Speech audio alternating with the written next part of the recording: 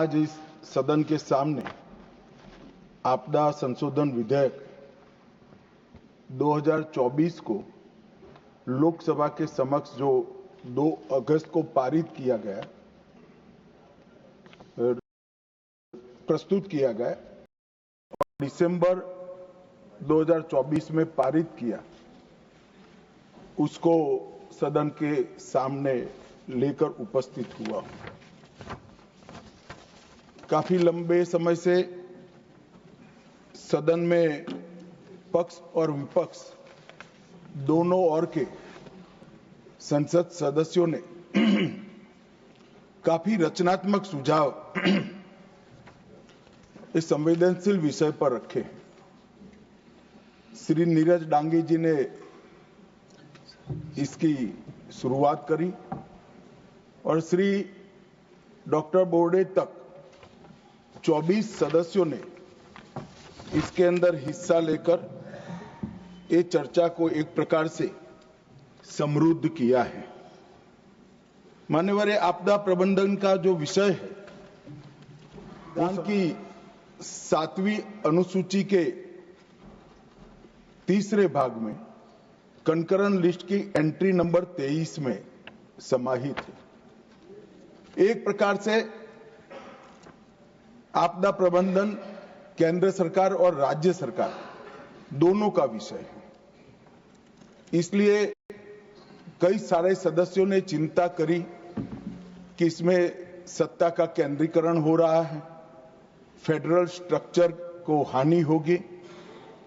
मैं आपके माध्यम से पूरे सदन को और सदन के माध्यम से पूरे देश को, सभी राज्य सरकारों को आश्वस्त करना चाहता हूं कि एक ऐसी लड़ाई है जिसमें ना केवल केंद्र सरकार, ना केवल राज्य सरकार, पंचायत और हरेक नागरिक को जोड़ने की हमारी मंशा है। इसमें सत्ता के केंद्रीकरण का कोई विषय ही उपस्थित नहीं होता है। विधेयक अगर कोई ध्यान से पढ़ेगा तो हमारी आपदा प्रबंधन के लिए जो लड़ाई है, आपदा के खिलाफ लड़ाई है, वो लड़ाई को एक प्रकार से रिएक्टिव अप्रोच से आगे बढ़ाकर न केवल प्रोएक्टिव अप्रोच, इनोवेटिव अप्रोच और पार्टिसिपेशन करने वाले अप्रोच तक पहुंचाने का ये बिल में प्रयास है। परिपूर्ति करने के लिए परंपरागत उपायों के साथ साथ, पर्यावरण की देखरेख के साथ साथ हमने आधुनिक उपायों को, विज्ञान को और दुनिया भर की अच्छी प्रैक्टिस को अपनाने का खुला मन रखना चाहिए। ये जो मैं अमेंडमेंट लेकर आया हूं मान्यवर, वो इसी का उदाहरण है। 2005 में पहली बार आपदा प्रबंधन अधिनियम आया। इसके तहत एनडीएमए, एसडीएमए और डीडीएमए का गठन किया गया। अब जब मैं एनडीएमए कहता हूं तब नेशनल डिजास्टर मैनेजमेंट अथॉरिटी की बात है, SDMA state disaster management authority की बात है और डिस्ट्रिक्ट डिजास्टर मैनेजमेंट अथॉरिटी का गठन ऑलरेडी हो चुका है। अब ये चिंता व्यक्त की जा रही है कि पावर का केंद्रीकरण होगा। ये पूरे विधेयक को आप ध्यान से पढ़ोगे तो इंप्लीमेंटेशन की सबसे बड़ी जिम्मेदारी डिस्ट्रिक्ट डिजास्टर मैनेजमेंट को है, जो राज्य सरकार के अधीन है। इसलिए कहीं पर भी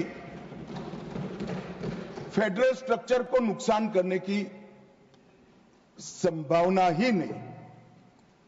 इसके आर्थिक सहायता के लिए national disaster response fund, national disaster mitigation fund और राज्य और जिला स्तर कोई फंड की रचना भी की है।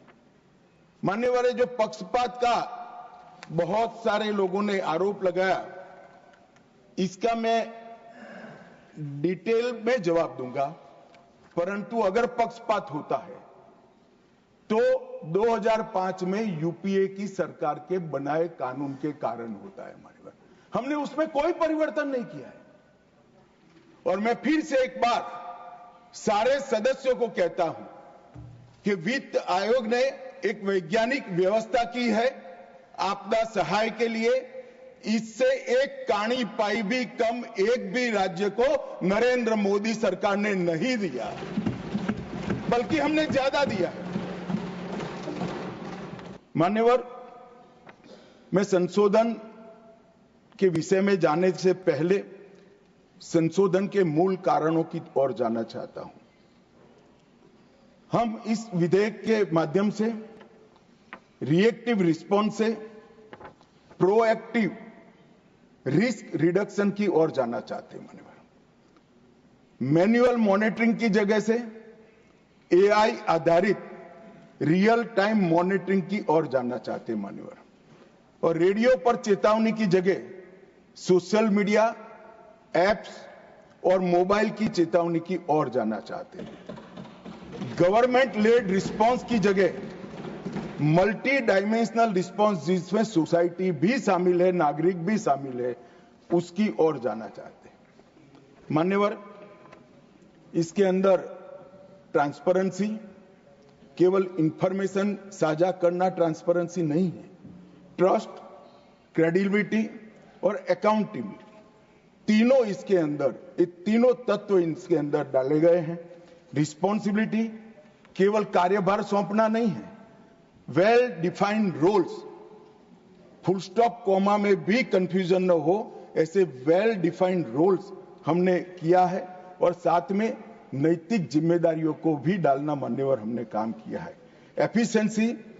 एफिशिएंसी का मतलब पुराने विधेयक में केवल गतिशीलता था, हमने संसाधनों का सर्वोत्तम उपयोग, इसके लिए भी रिस्पॉन्सिबिलिटी फिक्स की। और सिनर्जी का मतलब केवल टीम वर्क नहीं है, हमारी तैयारी, सुप्रबंधन, समन्वय तीनों कर सिनर्जी के साथ ये आपदा के खिलाफ लड़ने का इसके अंदर एक प्रयास किया गया है। तो ये 4 पिलर्स केवल शब्द नहीं है। अब आप इसकी धाराओं को देखोगे तो जब मैंने कहा ट्रांसपेरेंसी, तो धारा 2 इसको विस्तृत किया गया है, जैसे आपदा प्रबंधन, स्थानीय प्राधिकरण, mitigation, disaster risk, evaluation, exposure, recovery, पुनर्वास, शहरी प्राधिकरण, ऐसे नए शब्दों को परिभाषित कर ट्रांसपेरेंसी को हमने सुनिश्चित किया है। और धारा 13 गैर आवश्यक प्रावधानों को भी हटाने का काम ट्रांसपेरेंसी के लिए भी हुआ है। कुछ सदस्यों ने मुद्दा उठाया था धारा 13 को क्यों हटाया, मगर धारा 2 में जो एडिशन हुआ, इसके बाद 13 का कोई औचित्य नहीं रहता है। मान्यवर, रिस्पॉन्सिबिलिटी, जिम्मेदारी, इसके लिए धारा 3, 6 और 10 को लाए हैं, जिसमें एनडीएमए और एनईसी दोनों की रिस्पॉन्सिबिलिटी फिक्स करने का हमने मान्यवर काम किया है। धारा 18 और 22 ये भी रिस्पॉन्सिबिलिटी फिक्स करती है राज्य कार्यकारिणी समिति की। और धारा 56 लापरवाही और अवज्ञा के लिए अनुशासनात्मक कार्यवाही करने की शक्ति देती है, जिससे भी रिस्पॉन्सिबिलिटी फिक्स होगी। धारा 60A आपदा के दौरान निर्दोषों की अवहेलना करना और निर्देशों का संज्ञान न लेना, इसके लिए पेनल्टी का भी प्रावधान कर रिस्पॉन्सिबिलिटी को फिक्स करने का प्रयास किया है। तीसरा मैंने पिलर कहा एफिशिएंसी, कुशलता, धारा 5 जिसमें भर्तियों की प्रक्रिया सुनिश्चित की है। धारा 11 एनडीएमपी की तैयारी, समीक्षा और संशोधन की जिम्मेदारी एनडीएमए को सौंपी है। धारा 23 एसडीएमए की जिम्मेदारी तय की है। धारा 44A आपदा मोचन बल के गठन और एनेबलिंग प्रोविजन किए हैं। धारा 46 राष्ट्रीय आपदा मोचन निधि का अनुप्रयोग और इसको पारदर्शी बनाने की जिम्मेदारी इसमें तय हुई है। धारा 47 राष्ट्रीय आपदा संबंध निधि के अनुप्रयोग के बारे में है और 48 भी इसी के लिए है। और मान्यवर, सिनर्जी के लिए नई धाराएं 8A और 8B जोड़ी गई है, एनसीएमसी, एचएलसी को वैधानिक दर्जा दिया है। धारा 25 जिला आपदा प्राधिकरण डीडीएमए का गठन किया गया है। सिविल सोसाइटी संगठनों को इसके अंदर स्थान देने का हमने प्रबंधन किया है। 41A शहरी आपदा प्रबंधन प्राधिकरण यूडीएमए का गठन, जो नया विचार लेकर इस उपस्थित हुआ हूं। तो मान्यवर, सभी जहां जहां सुधार किया गया है वो सभी सुधार ये 4 पिलर्स पर किया गया है। एक भी सुधार कोई भी प्रकार के सत्ता के केंद्रीकरण के लिए नहीं है। 10 साल को पीछे मुड़कर देखते हैं तो एक और तो प्रधानमंत्री जी ने पर्यावरण के लिए भी ढेर सारे काम किए हैं, पर्यावरण के संरक्षण के लिए, और आपदा प्रबंधन को भी बहुत आगे बढ़ा। पर्यावरण प्रबंधन पर, पर्यावरण के संरक्षण के लिए मैं बाद में भी बात करूंगा, मगर मैं कुछ बात जरूर अभी भी रख दूंगा। एक तरफ विश्व के सामने नरेंद्र मोदी जी ने केवड़िया कॉलोनी में मिशन लाइफ की बात की, तो दूसरी ओर 10 सूत्रीय आपदा जोखिम न्यूनीकरण का एजेंडा भी घोषित किया।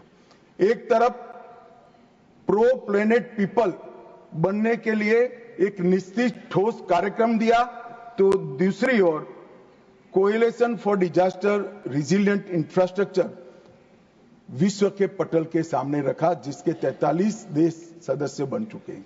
इंटरनेशनल सोलर अलायंस और ग्लोबल बायोफ्यूल अलायंस की शुरुआत की, भारत में ही इसका मुख्यालय बना। तो G20 सम्मेलन की मेजबानी कर डिजास्टर रिस्क रिडक्शन पर टास्क फोर्स का गठन भी किया। तो ये दोनों मोर्चे पर प्रधानमंत्री जी ने और उनके नेतृत्व वाली सरकार ने मुहिम तरीके से बहुत दूरदर्शिता के साथ काम किया है। एक और तो पर्यावरण के संरक्षण से डिजास्टर न हो भविष्य में, इसके लिए प्रयास करना, और दूसरी ओर जो डिजास्टर आ ही जाता है तो उसके सामने वैज्ञानिक तरीके से लड़ने की पूरी सुसज्जता भारत के गांव से लेकर दिल्ली तक करने की व्यवस्था माननीय नरेंद्र मोदी जी ने की। माननीय CDRI आपदा प्रबंधन के क्षेत्र में भारत के वैश्विक नेतृत्व का उदाहरण। 23 सितंबर 2019 में न्यूयॉर्क में संयुक्त राष्ट्र के क्लाइमेट एक्शन समिट में मोदी जी ने इसकी विचार रखा और भारत में ही इसकी स्थापना की गई। अब तक 42 देश और 7 अंतर्राष्ट्रीय संगठन CDRI की सदस्य ले चुके हैं और वैश्विक स्तर पर भारत के नेतृत्व को प्रस्तापित करने का काम CDRI के माध्यम हुआ। मान्यवर, एक आपदा मित्र योजना, इसके माध्यम से हमने 350 डिजास्टर प्रोन जिलों में 370 करोड़ से 1 लाख कम्युनिटी वॉलंटियर्स, उसका एक फोर्स बनाया और भारत आपदा संसाधन नेटवर्क पोर्टल पर इन लोगों का रजिस्टर करा। तो जब भी आपदा आती है, ये ट्रेन स्वयं से भी अपने आप वहां पहुंचते भी है और डिस्ट्रिक्ट कलेक्टर के पास भी इनका पूरा लेखा जोखा रहता है मान्यवर। और मुझे बताते हुए आनंद होता है कि 1 लाख आपदा मित्र वॉलंटियर्स, जिसमें से 20% मातृशक्ति है, महिलाएं। मान्यवर, बहुत बड़ी बात, हमारी मातृशक्ति आपदा प्रबंधन के कार्य के अंदर कंधे से कंधा लगाकर जुड़ी है। और आपदा मित्र योजना का परिणाम क्या हुआ? 78,000 व्यक्तियों को बचाया गया, मतलब उनको अलग जगह पे ले जाए गए, और 129 लोगों को जो दबे हुए पड़े थे, जिनको कोई करंट लग गया था, उनको समय पर अस्पताल में पहुंचाकर उनकी जान बचाने का काम ये आपदा मित्र योजना ने हुआ है। अब इस बजट के अंदर एक नए लक्ष्य समूह में इसको विस्तार दे रहे हैं। 470 करोड़ से युवाओं को इसके साथ जोड़ने के लिए 1300 से ज्यादा प्रशिक्षित आपदा मित्र को मास्टर ट्रेनर के रूप में काम दिया है, जिसमें NCC, NSS, नेहरू युवा केंद्र संगठन और भारत स्काउट एंड गाइड के लोग 2,37,000 नए आपदा मित्र को प्रशिक्षित करेंगे, जिससे कुल संख्या हो जाएगी 3,37,000 कम्युनिटी वॉलंटियर्स की संख्या। एक बहुत बड़ी फोर्स हमारे पास मान्यवर खड़ी की जाएगी। पर्यावरण के संरक्षण में नरेंद्र मोदी जी आज पूरी दुनिया का नेतृत्व संभाल रहे हैं और इसीलिए संयुक्त राष्ट्र ने उनको चैंपियंस ऑफ अर्थ का उपाधि देकर उनको सम्मानित करने का मोदी जी ने सिंगल यूज प्लास्टिक से भारत को मुक्त करने का काम लगभग समाप्त कर लिया है। इनकी पहल से बना हुआ इंटरनेशनल सोलर अलायंस और कई सारे देश इसके अंदर जुड़ चुके हैं। One sun one earth one grid परियोजना दुनिया भर में पॉपुलर करने का काम नरेंद्र मोदी जी ने किया है। दुनिया भर में सोलर एनर्जी साझा करने के लिए इंटर रीजनल एनर्जी ग्रिड का निर्माण करने का काम भी शुरू हो चुका है। एक पेड़ मां के नाम से अपनी मां का ऋण चुकाने के लिए करोड़ों लोगों ने श्रद्धा के साथ धरती माता और अपनी माता को ऋण चुकाने के लिए पेड़ को बोने का काम किया है। मान्यवर, कोविड के प्रबंधन के लिए जिन लोगों ने टिप्पणियां की, मैं विश्वास के साथ उनको बताना चाहता हूं, पूरे संसार में सबसे अच्छा कोविड प्रबंधन कहीं हुआ है तो हमारे भारत में, और इसका हर भारतीय को गौरव होना है। पूरा संसार आज उसकी बुरी प्रशंसा कर रहा है। मान्यवर, दुनिया में सबसे अच्छा मैनेजमेंट हमने करा। कोविड आते ही टीका बनाने की शुरुआत की। कई ऐसे रोग हैं कांग्रेस के शासन के अंदर, उसका बना हुआ टीका लगाने में 20-20 साल 2 पीढ़ियां निकल गई। हमने एक ही 2 साल में टीका बनाया भी, 130 करोड़ लोगों को लगाया और 2 टीके लगाए। और टेक्नोलॉजी का इससे सटीक उपयोग जन कल्याण के लिए पूरे विश्व में मान्यवर कहीं नहीं हुआ होगा। मान्यवर, हम आपदा में कभी भी पार्टी पॉलिटिक्स नहीं करते, वरना 2019 में कोविड में सफलतापूर्वक के देश बाहर नहीं आया होता।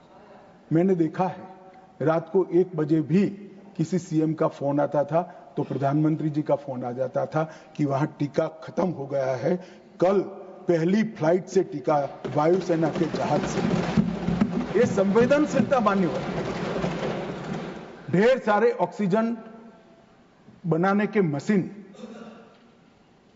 विदेश से मंगाए गए, कई सारे ऑक्सीजन ट्रांसपोर्टेशन के साधन विदेश से मंगाए गए। ये सारी चीजें सभी राज्यों के लिए उपयोग में आई है। इसमें हमने भाजपा का राज्य, यूपीए का राज्य, एनडीए का राज्य ऐसा नहीं करा है, क्योंकि केंद्र सरकार के लिए केरल का नागरिक भी हमारा है, लेह और लद्दाख का नागरिक भी हमारा है, गुजरात और यूपी का नागरिक भी। केंद्र सरकार कभी इस तरह से नहीं देख सकती। ये हमारी पार्टी का कल्चर नहीं है मान्यवर, परंतु सभी लोग सोचते हैं, क्योंकि सोचने की एक पुरानी आदत पड़ी थी। जब वो सत्ता में थे तब किस तरह से करते हैं।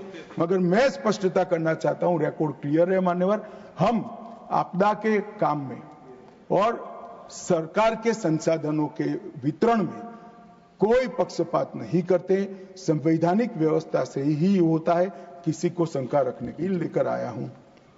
इसमें टेक्निकल कैपेबिलिटी बढ़ाने का तो प्रावधान है ही, ह्यूमन कैपेसिटी पर भी हमने इसमें ध्यान रखा है। गवर्नमेंट के एफर्ट्स के साथ कम्युनिटी एफर्ट्स बढ़ाने का भी प्रावधान किया है और आपदा रोधी निर्माण के साथ प्रकृति के संरक्षण की भी चिंता है। मेरा अतः सभी दल के सदस्यों को एक विनंती है कि एक ऐसा बिल है जिसको सर्वानुमत से पारित करना चाहिए, देश और दुनिया में इसका संदेश देना चाहिए। आपसे सहयोग की अपेक्षा है। बहुत बहुत